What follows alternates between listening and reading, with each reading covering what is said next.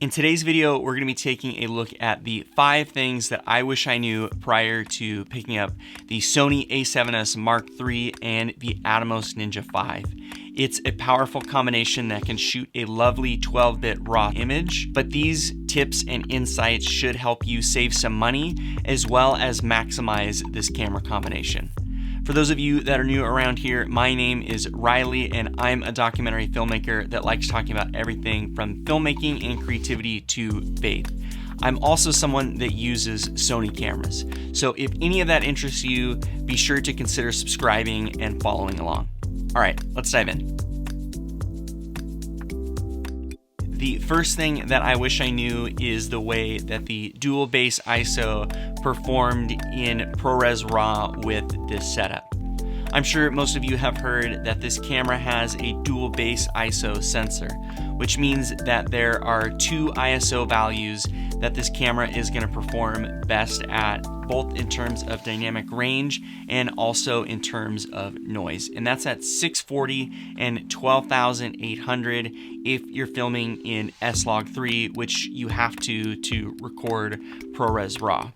Now, fortunately, this does translate over to RAW, meaning that if you press record and your ISO value is at 12,800, you're going to see a significant improvement in terms of noise and dynamic range over some of the values just below that. However, the thing that I did not realize prior to pressing record in ProRes RAW for the first time was that you really have to have that ISO value set when you hit record if you're going to take advantage of that second base ISO. What this means is that if you press record in the camera and in the recorder and you have, for example, ISO 10,000 recording, and then you take it into Final Cut and you try to raise that ISO value to 12,800, you can raise that ISO value up to 12,800 and even higher. However, it's not going to take advantage of that second base ISO because you're recording that image on the first base ISO. So what this means is that there are going to be times when it makes a lot more sense to press record at ISO 12,800 and then in post lower that ISO value down to 6,400 or 3,200, depending on how tolerant you are of the noise in ProRes RAW and how much noise reduction you want to do in post. It is something to keep in mind, and it is something to be aware of, that the dual base ISO is something that you have to set in camera, and it's not necessarily something that you have the ability to take advantage of in post. The next thing is something that I personally knew, but it's something that a lot of you might not know about, and it's which SSD to pick up that is affordable.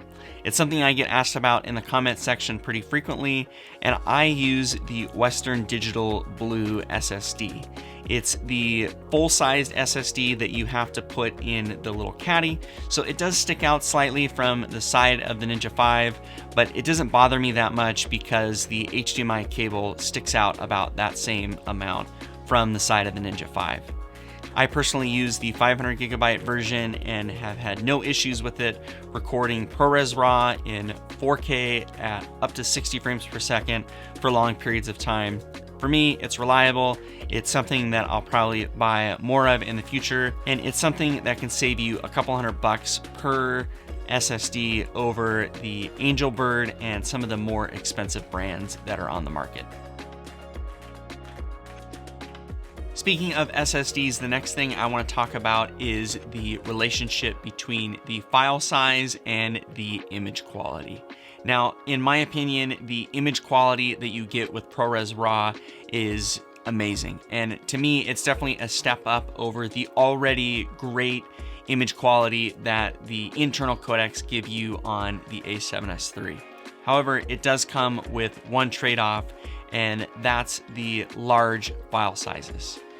I get about 90 minutes of footage on a 500 gigabyte SSD, and that's if I'm recording everything at 24 frames per second.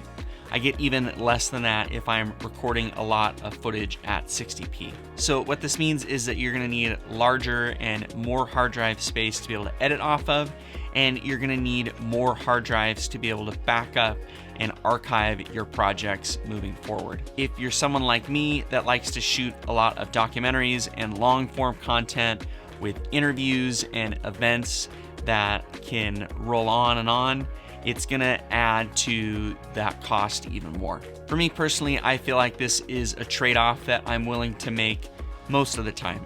I'm not gonna do it for YouTube and this type of content, but for other projects that I'm working on, it's definitely something that I'm willing to take the hit on for recording and file sizes for the advantages that ProRes RAW brings.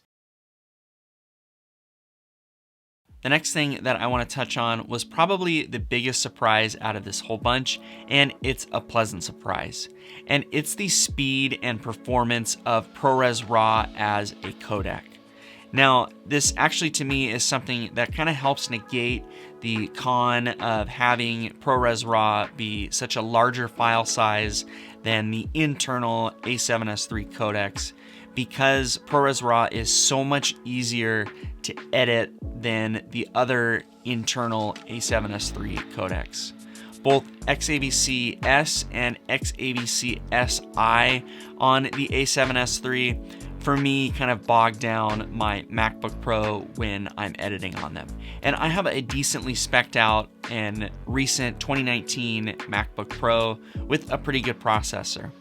And the internal codecs on the A7S III can definitely tax it, but the performance of ProRes RAW for me is super reliable. There's very few drop frames, and I know that if I'm editing a project in ProRes RAW, it's going to be smooth and efficient.